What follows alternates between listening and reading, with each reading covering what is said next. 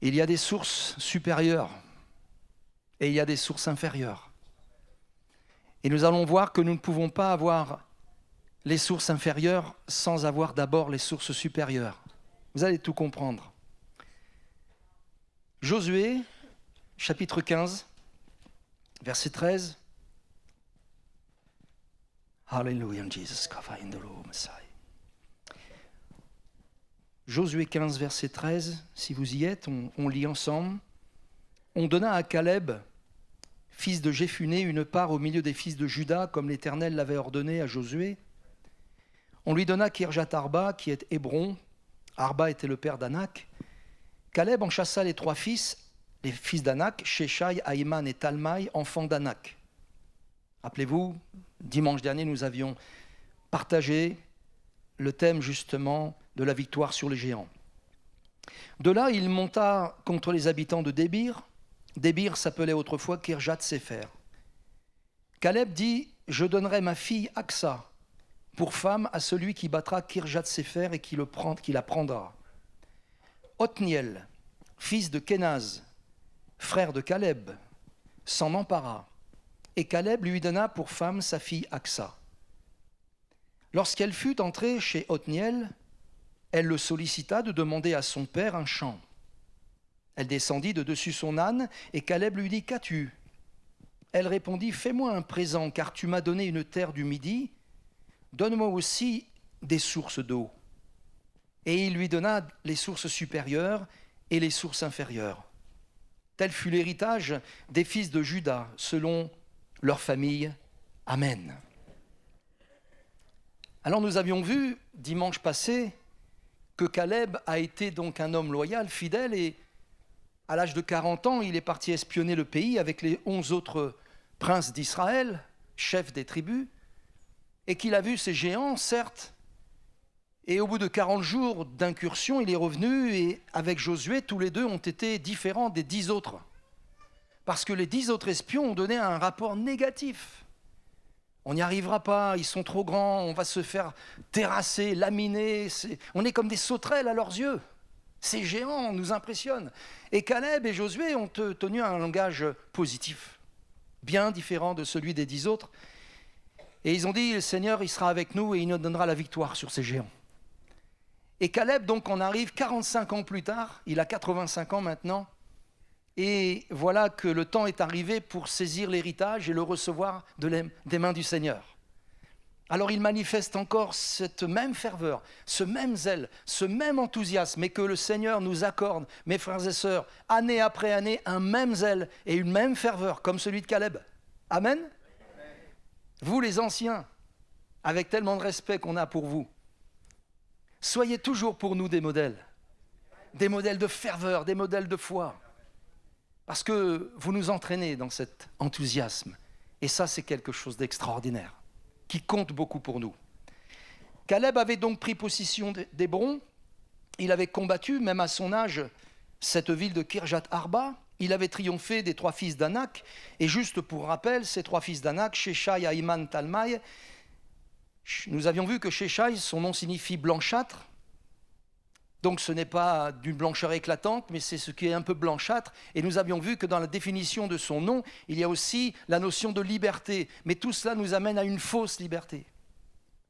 Et puis nous avions vu Ahiman, son nom signifie le frère d'un don, donc ce qui peut ressembler à un don, mais qui n'en est pas un, et nous avions retiré l'enseignement qu'en réalité il représente la fausse bénédiction. Et puis nous avions arrêté nos cœurs et nos pensées sur Talmaï, qui signifie impudent, et dans un autre sens, signifiant sillonner ou labourer, prêt à recevoir la semence qu'on lui donne. Et ça, c'était l'image du compromis néfaste. Et nous avions mis un parallèle entre les 3 tentations de Jésus par rapport justement aux définitions du nom de ces 3 géants. Et nous avions vu que, en réalité, c'est facile de faire un parallèle pour nous montrer ô combien Dieu est bon, ô combien Dieu nous révèle dans sa parole ces vérités du royaume de Dieu, et que ce matin le Seigneur nous accorde un esprit de révélation dans sa connaissance. Alors la dynamique de la foi ne s'arrête pas là pour Caleb. Il s'est emparé de Kirjat Arba, mais il ne compte pas s'arrêter là. Et il y a Kirjat Sefer. Et il ne va pas y aller parce que peut-être il est fatigué, peut-être qu'il a de l'âge et en même temps il va interpeller quelqu'un qui va y aller, ça sera son neveu Othniel, fils de Kenaz, donc frère de Caleb, verset 17. Et Othniel va s'en emparer de cette ville. Il va conquérir Débir, ou Kirjat Sefer, c'est la même chose. Il s'agit d'une ville qui a déjà été prise lors des premières campagnes de Josué. Dans le livre de Josué, chapitre 10, au verset 38, il est dit qu'il s'est déjà emparé, mais que, en quelque sorte, eh bien, il n'en a pas encore pris possession véritablement. Mais là, le temps est là, le temps est venu. Donc, il fallait maintenant assurer une possession définitive. Voilà, ça c'est ce que Dieu veut.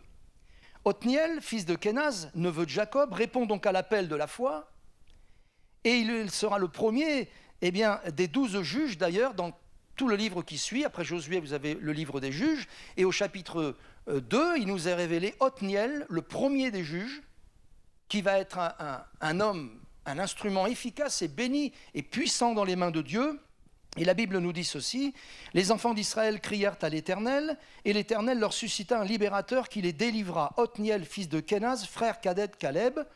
L'esprit de l'Éternel fut sur lui, et il devint juge en Israël, et il partit pour la guerre. L'Éternel livra entre ses mains Cushan-Réchataïm, roi de Mésopotamie, et sa main fut puissante contre Cushan-Réchataïm. Le pays fut en repos pendant 40 ans, et Othniel, fils de Kenaz, mourut. Cet homme a donc été un juge. Je vous ai dit chapitre 2, mais c'est le chapitre 3 du livre des juges, où il nous est décrit un homme sur lequel reposait l'Esprit de l'Éternel. Et vous voyez, mes frères et sœurs, il faut que nous soyons de ceux qui soupirent après une plénitude dans le Saint-Esprit. Nous ne pouvons pas nous dire, moi je suis sauvé, je crois en Jésus, mais peut-être que ce n'est pas pour moi le baptême dans le Saint-Esprit, peut-être que les dons, ça sera pour les autres, moi je me contenterai de les écouter et de me faire du bien. Mais nous pouvons tous être baptisés dans le Saint-Esprit, et nous devons tous l'être. Et ce matin, pendant ce culte et pendant la prédication, eh bien, plaise au Saint-Esprit d'arrêter de me dire « Arrête de prêcher, maintenant je vais remplir l'auditoire ». Ça serait tellement merveilleux. Et peut-être aussi qu'il va me laisser finir mon message et que ce temps de louange sera un renouvellement pour nous tous. Et ça, on ne peut pas dire peut-être que, on doit dire « c'est ce qui va se passer ». Parce que l'Esprit de l'Éternel veut nous remplir. Othniel, son nom signifie « Dieu est ma force » ou « lion de Dieu ». Othniel, c'est le lion de Dieu. Étonnant, hein, la signification de son nom, hein, le lion de Dieu. Aksa va devenir son épouse, par la force des choses en même temps, mais heureux de l'être en tous les cas certainement, parce que là, elle va se marier avec un vaillant, avec un héros, avec un homme qui aime l'Éternel. Hein, et vous savez, pour une jeune fille, se marier avec un jeune homme qui aime le Seigneur, c'est idéal. Hein, les sœurs, les jeunes filles. Et les jeunes hommes, si vous mariez avec une jeune fille qui aime le Seigneur, c'est parfait. Aksa, c'est la fille unique de Caleb. Il n'en a pas 2, 3, il n'en a qu'une. Elle devient l'épouse du vainqueur de Kirjat Sefer. C'est donc lui, Othniel, le lion de Dieu, qu'elle va épouser. Elle avait déjà obtenu un champ donné par son père, pas le père d'Othniel, hein, mais son propre père à elle, Caleb. Hein, à ne pas confondre en tous les cas, dans la parole de Dieu, où il est dit Othniel, fils de Kenaz, frère de Caleb, s'en empara du pays. Caleb lui donna donc sa femme, pour femme sa fille Aksa. Et lorsqu'elle fut entrée chez Othniel, elle le sollicita, donc Othniel, elle va le solliciter, de demander à son père, c'est-à-dire Caleb, pas Kenaz, Caleb. Caleb avait le pays. Et elle va dire, tu vas aller vers mon père, tu vas servir d'intermédiaire pour lui demander de me céder un champ. Et c'est ce qu'elle va faire. Et c'est ce qu'il va faire à son tour, il va lui céder un champ. Alléluia. Mais ô combien est grande la sagesse de cette femme, et combien elle est prudente et prévenante. Elle va dire, fais-moi un présent. Caleb aurait pu dire, écoute, je t'en ai déjà fait un, je t'ai donné un champ. Mais elle va dire, moi, ce que j'ai besoin, c'est que ce champ, eh bien, je puisse aussi l'irriguer, le cultiver, produire. et faire en sorte que cet héritage, je le scelle pour les générations à venir. Alléluia. C'est ça la vision de cette femme, une femme de vision, un peu comme Anne, mère de Samuel, des femmes qui ont des visions à long terme. C'est extraordinaire ça, une femme qui deviendra maman et qui a une vision à long terme, c'est tout ce qu'il faut. Alors donc, elle va demander à son père, à Caleb, donne-moi aussi des sources d'eau. Donne-moi des sources d'eau. Elle désire maintenant des sources d'eau. Aksa, son nom signifie anneau à la cheville. Un anneau à la cheville. Je ne vais pas faire de rapprochement, de signification par rapport à la définition de son nom. Je ne connais pas véritablement grand-chose, mais ça a certainement une signification. Mais je ne veux pas vous donner quelque chose tiré par les cheveux pour m'efforcer de dire il faut bien que j'interprète. Non, je ne sais pas. La seule chose que je sais, c'est que son nom signifie anneau à la cheville. Aksa, elle est consciente de l'existence de ces sources, sinon elle ne l'aurait pas demandé. Vous savez, de la même manière, nous devons être conscients de l'existence de ces sources, qui sont la source supérieure et les sources inférieures. Et je parle là, bien sûr, dans un contexte spirituel. Sommes-nous conscients, mes frères et mes sœurs, de toutes les richesses qui nous sont réservées dans les cieux ? Et de toutes les richesses qui non seulement nous sont réservées dans les cieux, mais qui, découlant des cieux, viennent se réaliser dans notre vie présente. Amen. Les bénédictions, elles sont à venir, mais elles sont aussi pour aujourd'hui. Nous avons la promesse de la vie présente et de celle qui est à venir, nous dit la Bible. Et il faut entrer dans ces promesses. Aksa, elle est consciente de l'existence de ces sources, c'est donc légitime qu'elle en demande à son père.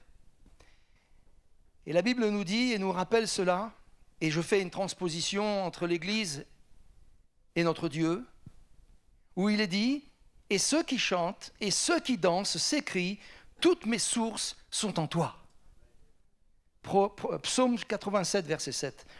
Toutes mes sources sont en toi. Qui sont ceux qui chantent et qui sont ceux qui dansent, sinon ceux qui sont rachetés par le sang de l'agneau? Qui sont ceux qui connaissent cette joie d'appartenir à Dieu, sinon ceux qui lui appartiennent? Ce ne sont pas les étrangers, ce ne sont pas les morts qui louent le Seigneur, ce sont les vivants. Et les vivants que nous sommes, eh bien nous disons, Seigneur, toutes nos sources sont en toi. Les sources supérieures et les sources inférieures. Alors Caleb, son père, comme un bon papa,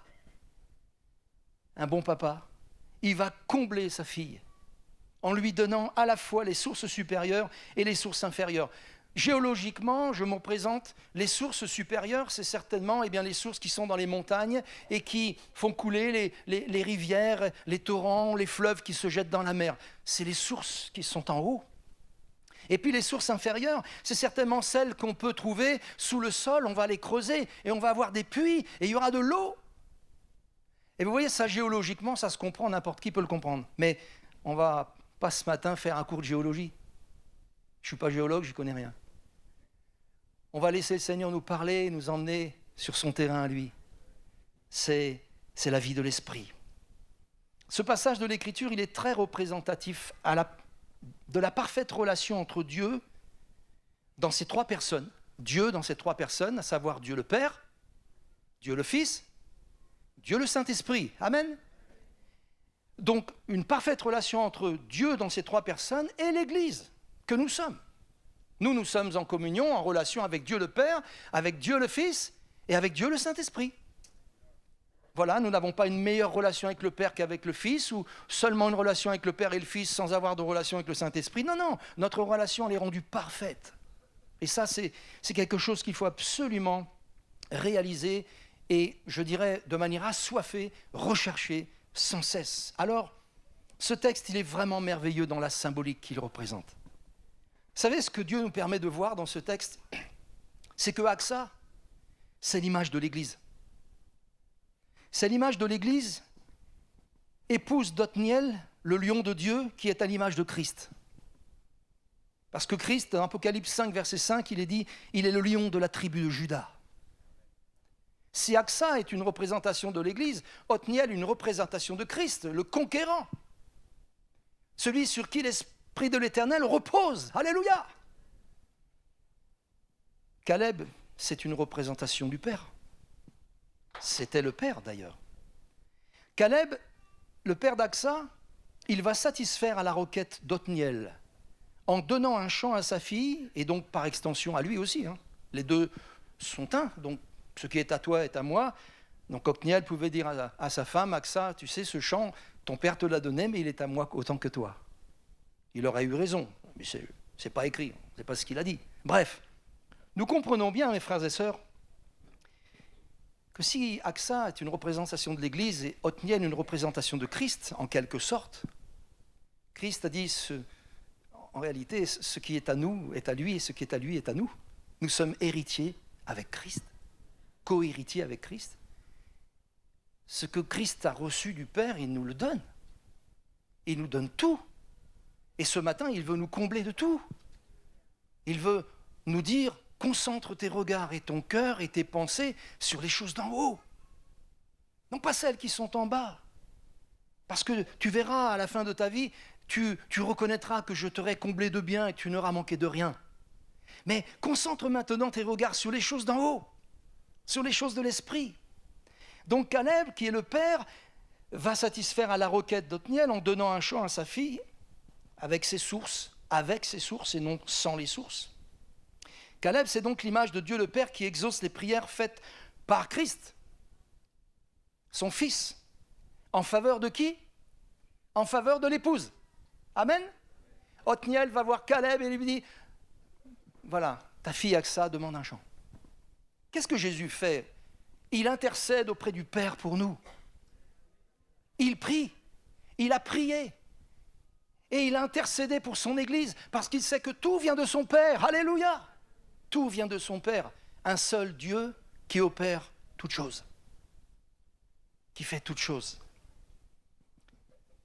Aksa va s'adresser directement à son père Caleb dans un second temps pour lui demander les sources d'eau. C'est l'image de l'Église qui demande tout au Père dans le nom de son Fils Jésus et qui reçoit à la fois les sources supérieures et les sources inférieures. Donc, vous voyez, ce texte de l'Écriture, il nous ramène à Christ. Il nous ramène au Père, il nous ramène à l'Église.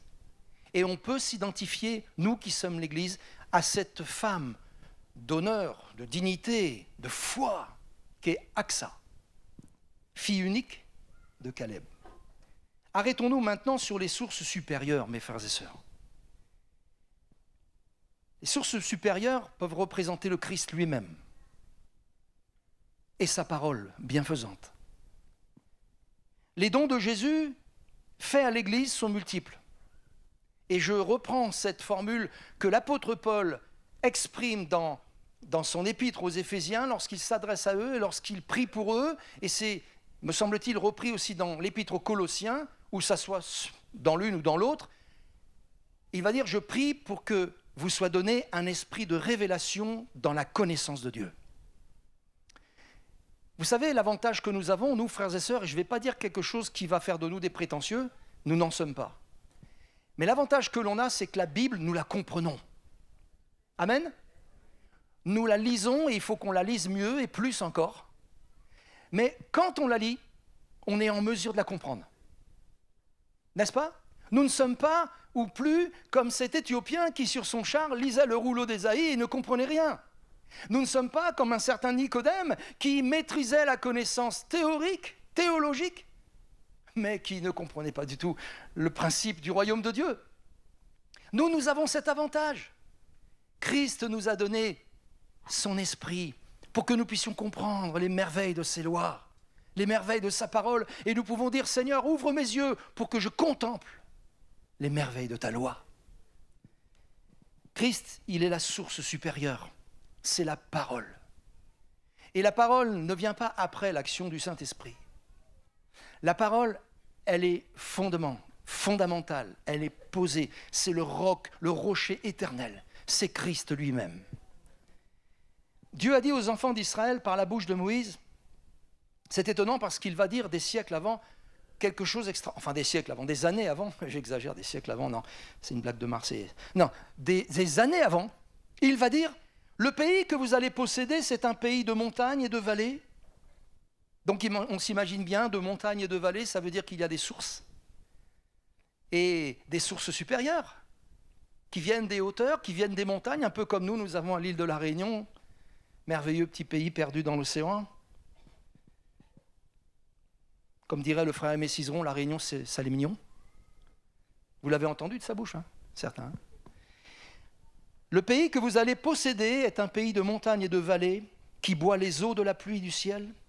C'est aussi un pays dont l'Éternel, ton Dieu, prend soin et sur lequel ton Dieu a continuellement les yeux du commencement jusqu'à la fin de l'année. Quelle belle promesse!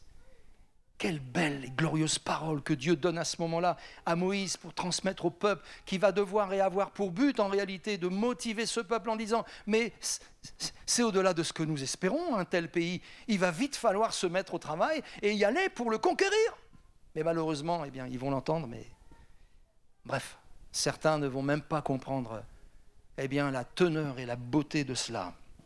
Ne passons pas à côté des promesses de Dieu, ne soyons pas indifférents, mes frères et sœurs, et ne passons pas à côté de la beauté des choses spirituelles.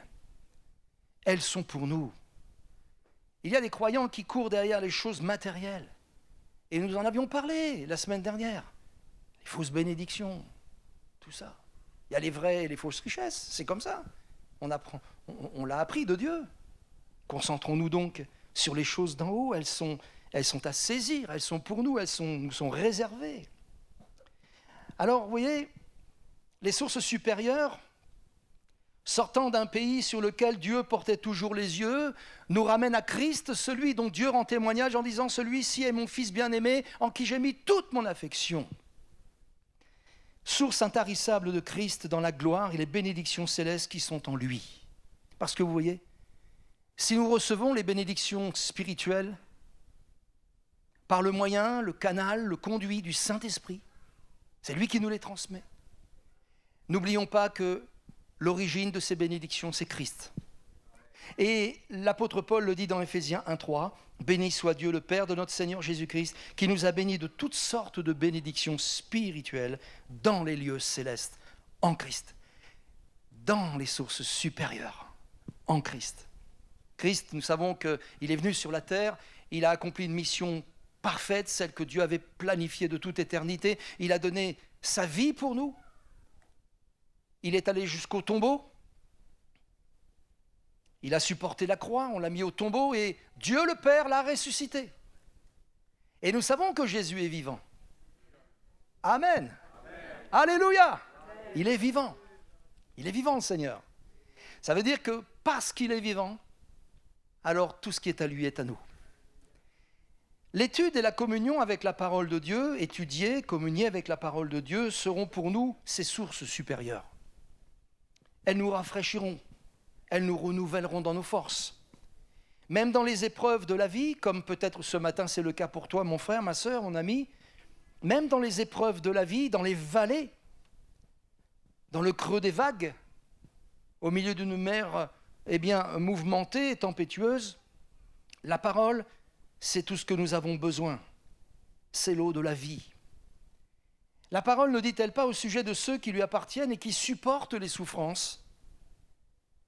Lorsqu'ils traversent la vallée de Baca, il la transforme en un lieu plein de sources. Et la pluie la couvre aussi de bénédictions. Psaume 84, verset 7. Qui sont ceux dont il est mentionné dans ce verset? Ce sont ceux qui se confient en l'Éternel.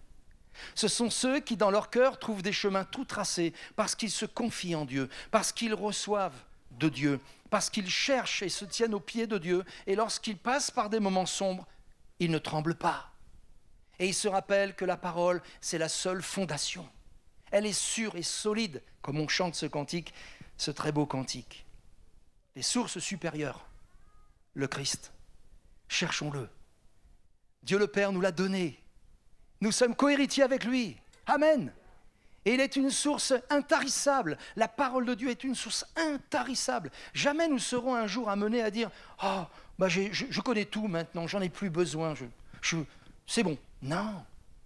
Vous vous rendrez compte, comme je me rendrai compte, comme vous, qu'à chaque fois qu'on aura besoin et qu'on fera recours au Seigneur et qu'on aura besoin de lui, d'une parole, d'une direction, d'une solution, d'une réponse, c'est toujours la même parole, celle qui ne change pas. Si les cieux et la terre passeront, la parole, elle ne change pas. Elle demeure éternellement. Voyons maintenant les sources inférieures. si la source supérieure ou les sources supérieures que Caleb a données à Aksa pour qu'il y ait cette activité vivifiante dans le champ qu'elle a reçu en héritage, qui peut se symboliser comme notre vie, parce que Dieu nous a fait entrer dans cette vie, n'est-ce pas? Nous avons besoin des sources. Et Caleb a donné à sa fille les sources supérieures et les sources inférieures. Et pour l'Église, Dieu a tout donné en son Fils Jésus. Les sources inférieures représenteraient le Saint-Esprit, dispensateur, consolateur, avec les dons du Saint-Esprit faits à l'Église. S'il y a les dons que Christ fait à l'Église, eh bien, ils jaillissent de sa parole. Et les dons du Saint-Esprit faits à l'Église, sous la volonté de Dieu, sont une richesse insoupçonnable. Ne pensez-vous pas, frères et sœurs, que dans notre assemblée locale de Saint-Leu de la Réunion, nous avons besoin des dons du Saint-Esprit? Nous bénissons Dieu. Ce que je veux dire, surtout, ne l'interprétons pas comme si j'étais en train de mépriser ou loin de là, loin de là. La première fois que nous avons mis les pieds dans une assemblée, que nous avons entendu parler en langue, que nous avons entendu interpréter un don, que nous avons entendu une prophétie ciblée, précise, qui nous a interpellés, ça a été une révélation, n'est-ce pas? Beaucoup de gens se sont convertis sur la base de l'exercice des dons de l'esprit. Nous sommes pentecôtistes.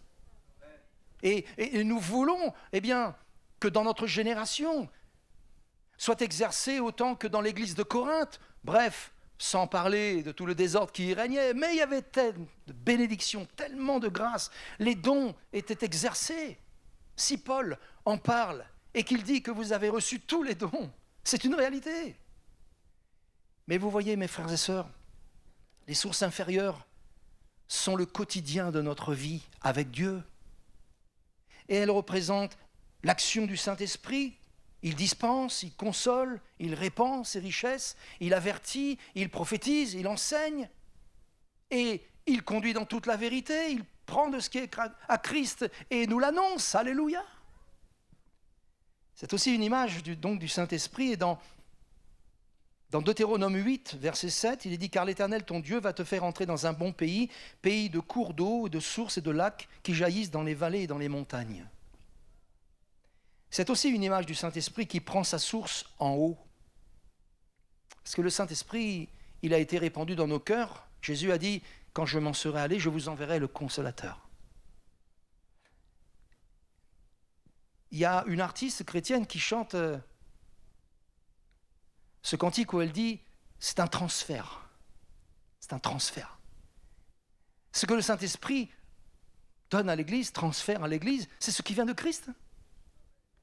Et nous avons besoin de mieux connaître Christ et de toujours plus recevoir encore les choses qui sont à lui. Et c'est ce que nous avons besoin, mes frères et sœurs. C'est de l'action bienfaisante du Saint-Esprit. C'est aussi une image du Saint-Esprit qui prend sa source en haut, qui se répand ici en bas, avec la promesse du baptême dans le Saint-Esprit, l'exercice des dons de l'Esprit, la capacité à porter le fruit de l'Esprit, tout cela dans une seule et même dimension qu'est la vie de l'Esprit. Gloire à Dieu pour ces sources que Dieu nous a données. Jésus l'avait annoncé à l'avance. Jésus avait dit à ses disciples, et ce qu'il avait dit à ses disciples, a été enseigné à l'Église, et l'est encore et encore. Et il faut qu'elle soit enseignée à l'Église d'aujourd'hui. Il ne faut pas perdre le fil. L'enseignement des apôtres, c'est le nôtre. Amen. C'est le nôtre. Et ce qu'ils enseignaient, c'est ce que nous devons enseigner. Et si le Seigneur a confirmé sa parole enseignée de cette manière, il la confirmera de cette manière. Parce que Jésus-Christ est le même hier, aujourd'hui et éternellement. Alors la Bible nous dit qu'il y a diversité de dons, mais le même esprit. Un seul et même esprit opère toutes ces choses, les distribuant à chacun en particulier comme il veut. 1 Corinthiens chapitre 12, c'est le chapitre qui nous montre la diversité des dons du Saint-Esprit. Il y en a 9 qui sont cités, avec 3 catégories de 3 chacun. Une catégorie qui mentionne les dons de révélation, avec le discernement des esprits, la parole de sagesse, la parole de connaissance. Une autre dimension qui mentionne donc les dons d'inspiration, la prophétie, le don en langue et le don d'interpréter les langues. Et puis, une dernière dimension, ce sont les dons de puissance. La foi, le don de la foi, le don de guérison et le don d'opérer des miracles. Ces 9 dons doivent être une réalité dans l'Église d'aujourd'hui. Et il faut que nous les demandions au Seigneur, parce que AXA, elle a demandé à son Père. Est-ce que nous sommes conscients que si ce texte, il jaillit de ce texte une vérité pour l'Église, c'est que AXA a demandé à Caleb, son père, des sources pour son pays, pour son champ, pour son périmètre. Elle voulait, non seulement pour elle, mais elle avait une vision à long terme, je le répète, parce qu'elle voulait sceller quelque part cet héritage et le rendre viable et fécond pour ces générations qui viendraient. Amen. Et vous savez ce que nos pères dans la foi, je voulais parler du missionnaire, la Réunion Salé-Mignon, gloire à Dieu, les frères qui sont entrés dans la mission avec lui, qui ont travaillé, les frères locaux, nos anciens, les pasteurs, qu'est-ce qu'ils ont fait? Eh bien, ils ont enseigné ce qu'ils avaient reçu. Et la vision qu'ils avaient, c'est que ce qu'ils avaient reçu soit pérennisé à long terme et soit scellé une réalité de l'Église en 2026, aujourd'hui, à la mission Salut et Guérison, c'est que c'est une Église où le Saint-Esprit est vivant au milieu d'elle, où le Saint-Esprit se manifeste au milieu d'elle. Parce que l'Église, elle le demande. Si nous ne demandons pas, nous ne recevrons pas. Vous savez, c'est écrit, c'est simple, hein, c'est écrit. Si nous demandons, nous recevrons. Si ce matin, nous prenons conscience de cela, vous savez ce qui va se passer la semaine prochaine pour ces 3 soirées de jeûne et prière. Oh là, j'ai dit des jours de jeûne et prière. Non, des soirées, déjà c'est pas mal, on va y arriver. 3 soirées de jeûne et prière, de mardi à jeudi, de 18h à 20h30. Si on demande ces choses, nous allons voir la grâce du Seigneur. Nous allons la voir et je ne suis pas le seul à y croire, rassurez-moi. Alors vous voyez, même Rahab, on en avait parlé cette semaine aussi et la semaine passée, Rahab qui a été dans la lignée de la généalogie de Jésus, une des ancêtres de Christ, hein, quand même une femme dans la moralité n'était pas un modèle. Cependant, Rahab en fera mention indirectement de ses sources supérieures et de ses sources inférieures. Indirectement, je dis. Elle ne va pas littéralement dire ça, mais voilà ce qu'elle va dire. Parlant donc aux espions, Rahab monta vers eux sur le toit et leur dit: l'Éternel, je le sais, vous a donné ce pays, la terreur que vous inspirez nous a saisis, et tous les habitants du pays tremblent devant vous. Car nous avons appris comment, à votre sortie d'Égypte, l'Éternel a mis à sec devant vous les eaux de la mer Rouge, et comment vous avez traité les 2 rois amoréens au-delà du Jourdain, Sion et Og. Vous avez dévoué par interdit, nous l'avons appris, et nous avons perdu courage. Nos esprits sont abattus à l'aspect seulement de vous voir. Et elle va dire ceci: car l'Éternel, votre Dieu, qui est Dieu en haut dans les cieux et en bas sur la terre. Dieu est en haut dans les cieux et il est en bas sur la terre. Et vous voyez, indirectement, elle est en train de dire quelque chose au chapitre 2 que nous retrouvons au chapitre 15 d'une autre manière, mais qui est la réalité de l'Église d'aujourd'hui. Notre Dieu est au ciel et il est à la fois aussi au milieu de nous, par le Saint-Esprit. Car c'est l'Éternel, votre Dieu, qui est Dieu en haut dans les cieux, par la présence du Christ ressuscité à la droite, assis à la droite de Dieu le Père. Et en bas sur la terre, il l'est aussi par la présence du Saint-Esprit dans l'Église. La demande d'Aksa, à laquelle son Père a pleinement répondu, nous montre que la possession de notre héritage céleste s'acquiert par la foi et dans une juste demande. Jésus a dit dans Luc 11, verset 13, « Si méchants comme vous l'êtes, vous savez donner de bonnes choses à vos enfants, combien plus forte raison le Père céleste donnera-t-il le Saint-Esprit à ceux qui le lui demandent ?»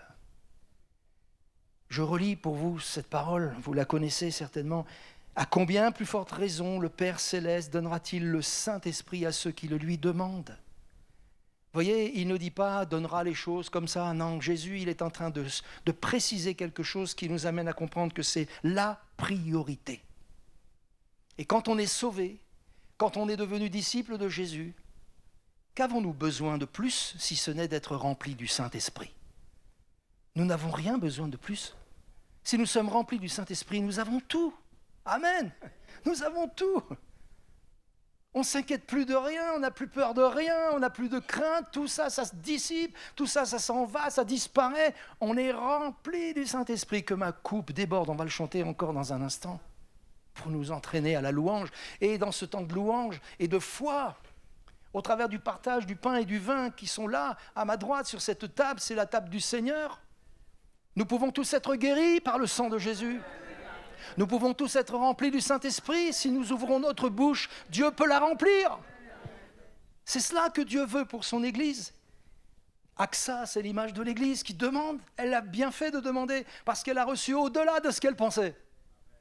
Et vous voyez, quand on demande, eh bien Dieu est capable de nous donner bien au-delà de ce qu'on pense et ce qu'on demande même. 3 fois dans un même verset, le verset 19, 3 fois, le verbe « donner » est mentionné. Le verset 19, il dit ceci. Elle répondit, « Fais-moi un présent, car tu m'as donné une terre du Midi. Donne-moi aussi les sources d'eau. » Et il lui donna les sources supérieures et les sources inférieures. Le verbe « donner » utilisé 3 fois dans un même verset. C'est particulier ça quand même, hein ? C'est bien pour nous montrer, mes frères et sœurs, que nous avons besoin de connaître Dieu sous cet angle-là. Et si nous lui demandons les choses d'en haut, il va nous les donner. Amen. Je crains que si ce matin, je lui demande une voiture neuve, il ne me la donne pas. Je crains que si je lui demande un saxophone ténor tout neuf, flambant neuf, je crains qu'il me dise « Attends encore un peu ». Mais je suis sûr que si je lui demande « Seigneur, remplis-nous du Saint-Esprit », alors il va nous le donner. Il va le faire parce qu'il sait que c'est la priorité. Jésus a cité cela, mes frères et sœurs. 3 fois dans un même verset. Le verbe est employé. Ça résume le désir, la réponse, à la fois le désir et à la fois la réponse. Vous voyez ? Donne-moi, c'est son désir, et il lui donna, c'est sa réponse. Voilà. La foi, elle est toujours honorée. Hein. Si on a la foi ce matin, c'est ce qui va se passer. Hein. Si tu luttes, mon frère, ma sœur, si tu aimerais bien parler en nouvelle langue, si tu aimerais bien être rempli du Saint-Esprit, si tu aimerais bien entrer dans un esprit de révélation, dans la connaissance de Dieu, bah, tu peux ressortir de ce lieu pleinement béni si tu crois. Elle a cru.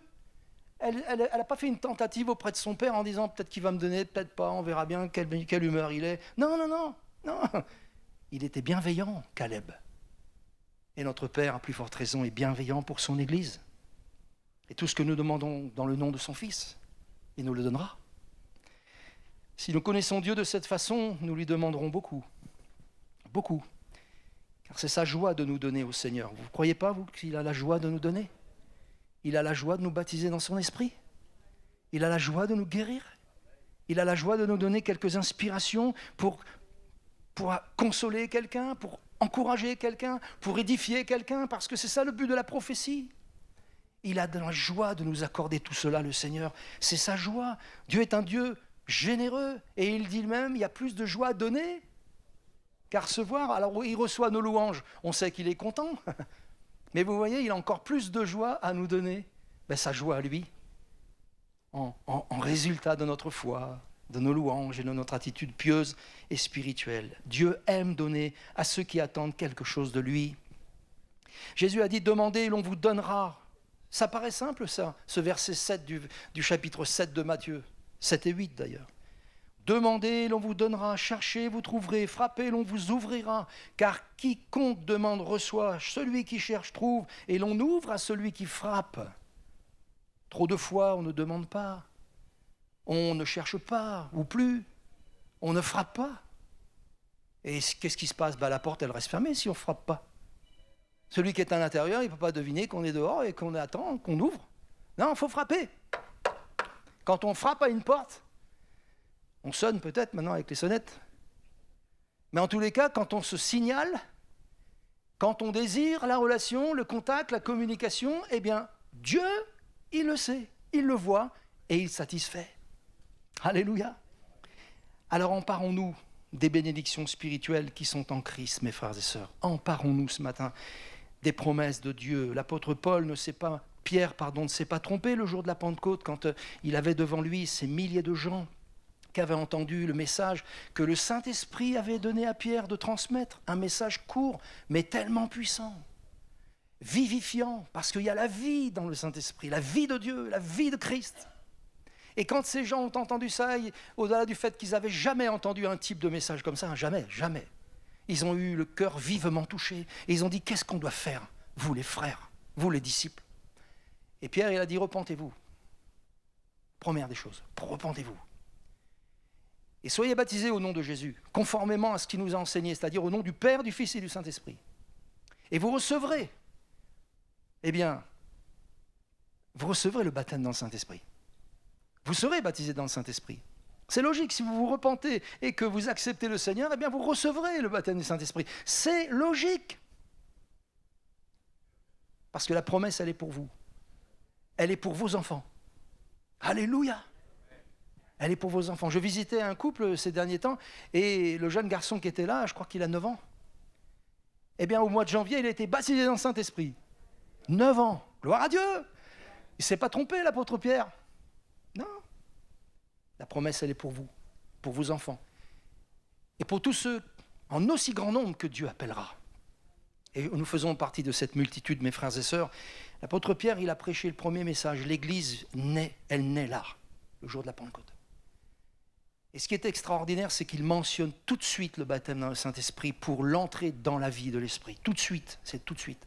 C'est pas attends, on va attendre l'année prochaine peut-être. Tout de suite. Vous voyez, si on attend, on attend toujours.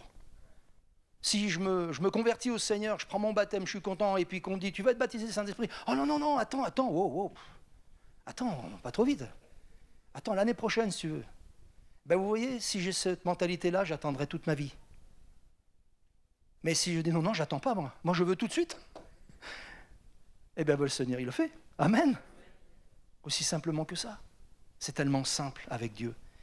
Alors, je termine cette conclusion. L'Assemblée sur la terre, l'Église, elle a besoin d'hommes et de femmes qui seront aussi des combattants engagés contre l'ennemi, contre Satan, contre ses anges. Othniel a été aux côtés de Caleb. Othniel. Et il s'est emparé de Kirjat-Séfer. Et dans la suite, on voit que Othniel est devenu un juge qui a combattu les rois. Et il a amené le pays pendant 40 ans dans la paix. Alors bien sûr, après, il y a eu un déclin de nouveau, il y a eu un autre juge, Barak, etc. Mais vous voyez, ce que je veux dire, c'est que pourquoi le Seigneur veut-il nous donner les sources d'en haut et les sources d'en bas, les sources supérieures et les sources inférieures? Pourquoi veut-il nous remplir de son esprit? Parce qu'il sait que sur la terre, ce n'est pas une promenade de santé. Il sait que sur la terre, c'est le chaos. Il sait que sur la terre, son Église, elle y est. Mais son Église, il ne l'a pas laissée orpheline ni seule. Il est au milieu d'elle par le Saint-Esprit. Et il lui donne tout ce qu'il faut pour vaincre. Et pour ne pas se laisser, je dirais, désarticuler. C'est un corps. C'est un corps qui doit être rempli de la vie de Christ dans tous ses membres, petits et grands. Et il a tout donné, le Seigneur. Et vous voyez, frères et sœurs, à l'image de Othniel, de notre Christ, de notre Sauveur à nous, qui est le combattant, le conquérant par excellence, nous devons être nourris et rafraîchis par la parole de Christ. Ce sont les sources supérieures, constamment nourris. Et nous devons aussi être renouvelés par l'action puissante du Saint-Esprit qui agit dans l'Église et qui agit pour l'Église. Ce sont les sources inférieures. Jésus a dit ceci, le dernier jour, le grand jour de la fête, Jésus se tenant debout s'écria, « Si quelqu'un a soif, qu'il vienne à moi et qu'il boive. Celui qui croit en moi, des fleuves d'eau vive couleront de son sein, comme dit l'Écriture. » Et de quoi parlait-il, le Seigneur? De quelle source d'eau vive parlait-il? La Bible nous dit dans Jean chapitre 7, verset 39, il dit cela, de l'Esprit, du Saint-Esprit donc, que devaient recevoir ceux qui croyaient en lui, parce que l'Esprit n'était pas encore, parce que Jésus n'avait pas encore été glorifié. Mais quand ça a été le cas, il a répandu son Esprit sur l'Église. Et nous avons besoin, au milieu de nous, de la même puissance qu'était celle d'il y a 20 siècles, pour que nous puissions relever les défis qui s'intensifient, les combats s'intensifient, les difficultés, mais nous ne sommes pas tout seuls. Le Saint-Esprit est avec nous, il est en nous, il est pour nous et il travaille par nous. Amen. Que son nom soit béni.